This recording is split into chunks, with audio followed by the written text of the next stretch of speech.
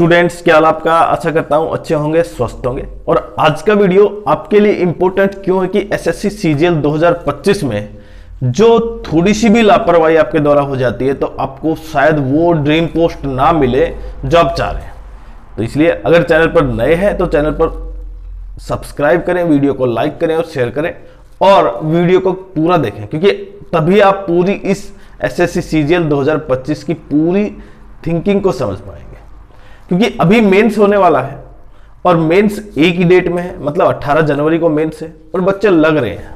अगर आप भी हैं तो बिल्कुल सही है, क्योंकि इंपॉर्टेंट ये रह जाता है अब कि जो बच्चे मेंस में एग्जाम देंगे उनमें सभी तो सिलेक्ट नहीं होंगे, लेकिन आप अगर उन बाकी 9 बच्चों को छोड़कर पीछे आप आगे जाना चाहते हैं तो आपके लिए ही वीडियो है कि किस तरह आप स्ट्रेटेजिक वीडियो नहीं है ये। स्ट्रेटेजिक वीडियो तो आपने बहुत देख लिए होंगे, बट आपको रियल ट्रूथ के बारे में आपको नहीं पता होगा शायद।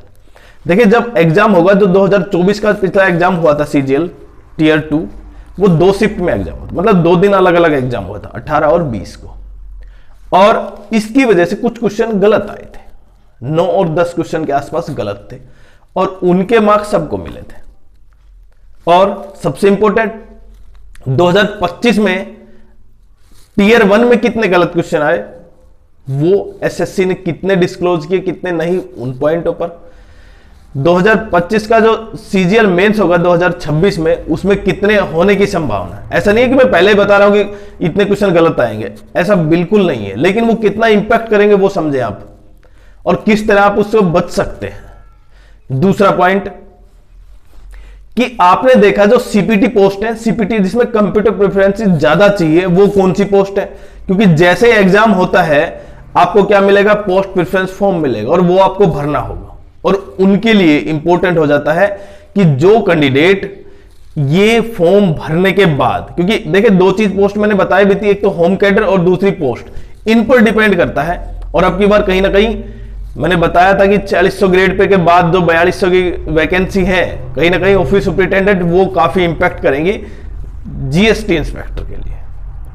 और क्या इनमें कलर ब्लाइंड चलेगा या नहीं चलेगा, कौन सी पोस्ट में चलेगा, क्या उनकी एज है, क्योंकि पोस्ट प्रेफरेंस बहुत मायने रखता है।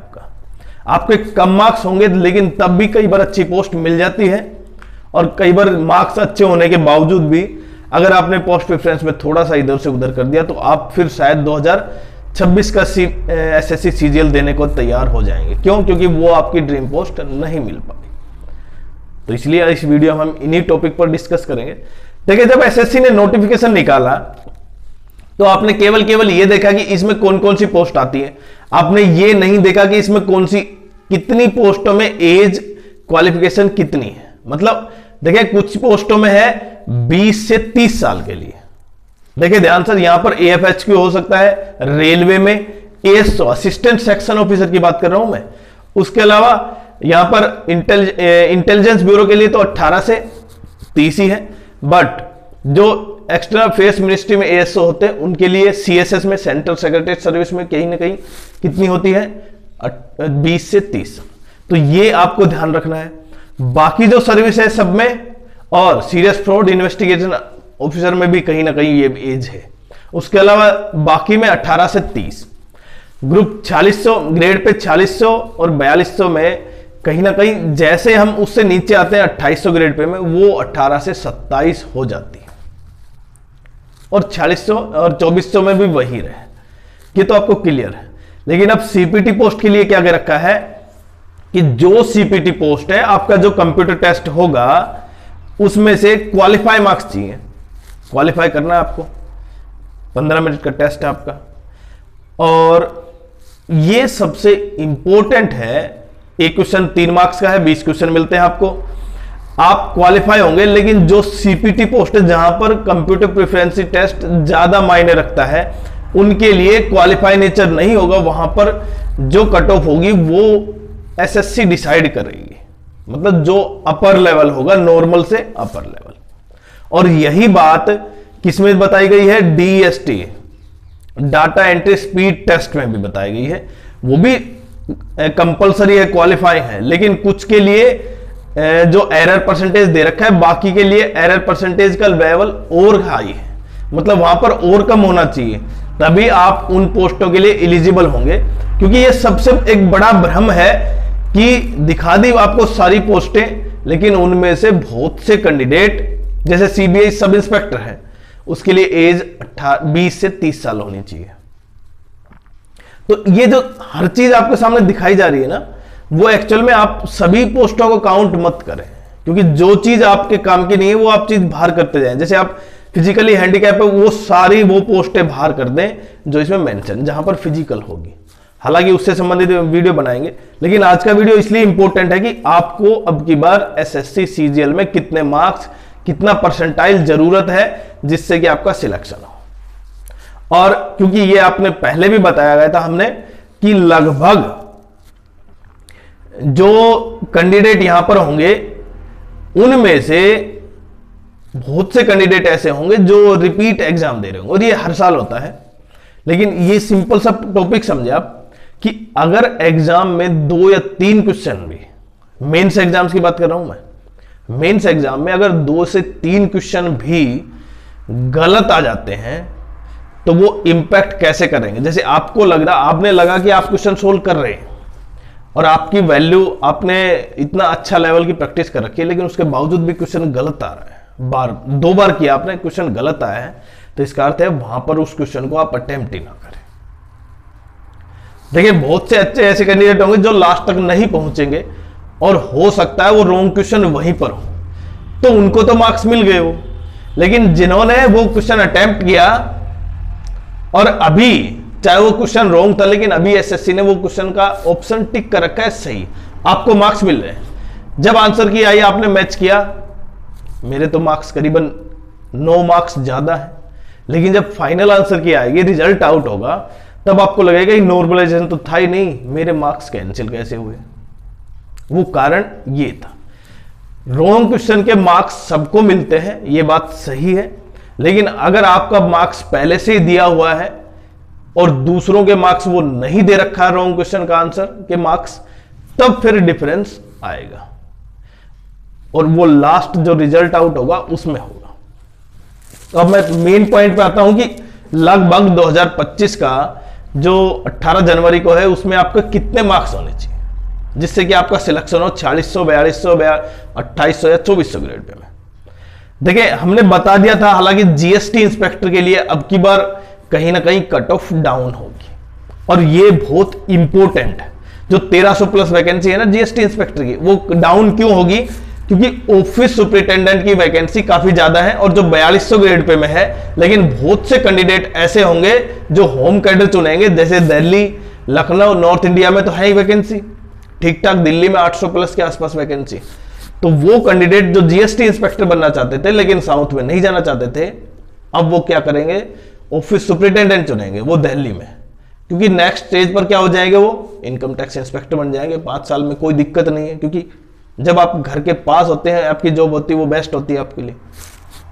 इसलिए जीएसटी इंस्पेक्टर के लिए कट ऑफ डाउन होने वाली है। तो अगर आप भी जीएसटी इंस्पेक्टर आपका सपना है तो आपके लिए बेस्ट है। क्यों? क्योंकि आप जीएसटी इंस्पेक्टर बन सकते हैं। और प्रेफरेंस में कैसे भरेंगे वो हम आपको बताएंगे प्रेफरेंस जब फॉर्म आएगा। लेकिन सबसे इंपॉर्टेंट यह है कि अब की बार होम कैडर मिलने के चांसेस ज्यादा है दिल्ली और दिल्ली के आसपास के एरिया में। तो लगभग अगर 4600 ग्रेड पे, 4200, 2800 और 2400 ग्रेड पे, तो मैंने बताया था, अगर फिर भी नहीं लगता, नहीं पता चला आपको, आप सब देख सकते हैं कि लगभग यूआर कैटेगरी में 310 के आसपास अगर मार्क्स हैं तो बिल्कुल आसानी से आप क्या प्राप्त कर पाएंगे? एक पोस्ट प्राप्त कर लेंगे यूआर की। और जैसे जैसे OBC, EWS, SC, ST, ex serviceman या और जो कैटेगरी है, आप मिनिमम 1 से 2 मार्क्स कम करते जाएं, आपका लगभग जो एससी कैटेगरी है वो शायद 289, 285 के आसपास ही प्राप्त कर ले। जो अब की बार आपने देखा था 330 गई थी यूआर की, वो अब नहीं जाने वाली। हालांकि देखें, अगर 330 में से मैं जो रॉन्ग क्वेश्चन थे वो 30 नंबर घटा देता हूं तो कट ऑफ डाउन है, 300 होती। लेकिन एएसओ के लिए कहीं ना कहीं आपको काफी अच्छे मार्क्स। तो एएसओ के लिए मैंने बताया लगभग आपके 90 परसेंटाइल होना चाहिए। 4600 ग्रेड पे 4200 के आसपास, 4200 में थोड़ा सा पीछे जा सकते हैं 85 87 तक, लेकिन 4600 ग्रेड पे के लिए आपके वास्तव में रैंक इतना होना चाहिए, परसेंटाइल इतना होना चाहिए, और रैंक लगभग 1500 से 2000 यूआर के आसपास होना चाहिए। यूआर, ओबीसी, ईडब्ल्यूएस में वहीं पर आप क्या, क्योंकि बहुत से कैंडिडेट क्या करेंगे, उनको स्किप करेंगे 4600 में, मतलब एएसओ की बात कर रहा हूं, जैसे इनकम टैक्स इंस्पेक्टर ऑप्ट कर लेंगे, कोई एक्साइज इंस्पेक्टर ऑप्ट कर लेगा, कोई एएसओ वो ना लेके दूसरा एएसओ लेगा, तो इसलिए वहां पर कट ऑफ डाउन होगी। बट कहीं ना कहीं अगर आपको टॉप पोस्ट चाहिए तो 90 परसेंटाइल बिल्कुल अनिवार्य है, और मिनिमम अगर यूआर में है तो 310 मार्क्स आपके लिए बहुत इंपॉर्टेंट है। और 310 मॉक में नहीं आ रहे हैं तो इसका मतलब चिंता ना करें, मॉक अपना लगाते रहें। लेकिन अब दिन कितने बचे हैं, केवल ये आप समझ पा रहे हैं, 18 और 4 22 के आसपास दिन बचे हैं। और अगर आपको लगता है कि ये 22 दिन आपको लाइफ में चेंज कर सकते हैं, क्योंकि ये 22 दिन अगर आपने थोड़ी सी भी स्ट्रेटेजी को उस तरह अपनाया तो हो सकता है आप बिल्कुल मतलब टर्निंग पॉइंट हो जाइए आपकी लाइफ का। तो इसलिए बहुत सटीक और बहुत ही सही तरीके से अपने आप को एनालाइज करें कि क्या गड़बड़ है, किस तरह मैं इस चीज को ठीक कर सकता हूं। लेकिन बहुत से बच्चे होंगे जो लगभग 300 के आसपास आ रहे होंगे, और उसमें सबसे बड़ा दिक्कत क्या होगी, जीएस, कि जीएस में सबसे बड़ी दिक्कत है। तो इसीलिए आपके लिए इंग्लिश का वेटेज सबसे ज्यादा है, जीके इंग्लिश ये सेक्शन दूसरे में है। अगर दूसरे सेशन आपका अच्छा निकल जाता है, उसके लिए मैं रिकमेंड करूंगा आपको कि जो आपके पास बुक दिखाई दे रही है, कौन सी, SSC Oswal books latest edition highly recommended general studies और chapter wise topic wise question bank selected 2011 से 2025 तक के क्वेश्चन है इसमें, जो भी एसएससी ने ऑल ओवर इंडिया में जो भी टेस्ट हुए हैं वो सारे, और नए पैटर्न के बेस पर है। 4100 प्लस टीसीएस एमसीक्यू है, वो तो है ही, उसके अलावा भी जो नया पैटर्न है वो भी। तो आपके लिए ये बुक बहुत ही इंपॉर्टेंट हो सकती है। क्यों? क्योंकि अब आपको केवल प्रैक्टिस करना है। ये जो 20-22 दिन आपके पास बचे हैं उसमें आपको केवल उस टाइप के क्वेश्चन को क्या करना है, एक बार रिवाइज करना है। दूसरी बुक अगर मैं रिकमेंड करना चाहूंगा आपके लिए, इंग्लिश की एसएससी 4100 प्लस एमसीक्यू 2011 से 2025 की सिलेक्टेड कैंडिडेट्स के लिए है, लेटेस्ट एडिशन हाईली रिकमेंडेड, जो पहले कैंडिडेट सिलेक्ट हुए हैं उनके द्वारा कहीं ना कहीं ये पड़ी हुई है। तो अगर आपको भी 10 से 15 मार्क्स बिल्कुल इंक्रीज करने हैं तो बिल्कुल पढ़िए, ये नए पैटर्न के बेसिस पर है और आपके लिए बहुत ही बेहतरीन, क्योंकि मार्क्स अगर आपके 10 नंबर भी बढ़ जाते हैं तो आपकी लाइफ चेंज हो जाएगी। आप 4200 से 4600 पे चले जाएंगे, 2400 से 4600, 2800, मतलब बहुत ही जबरदस्त। उसके बाद और ये सबसे बेस्ट आपके लिए है ही, मैंने बताया था मैथ्स के लिए, मैथ्स अभिनय section book volume first, pre और मेंस दोनों के लिए, और ये केवल इसी एग्जाम के लिए, जो भी एग्जाम होंगे वो सभी में, 4 अपकमिंग एग्जाम्स हाईली रिकमेंडेड।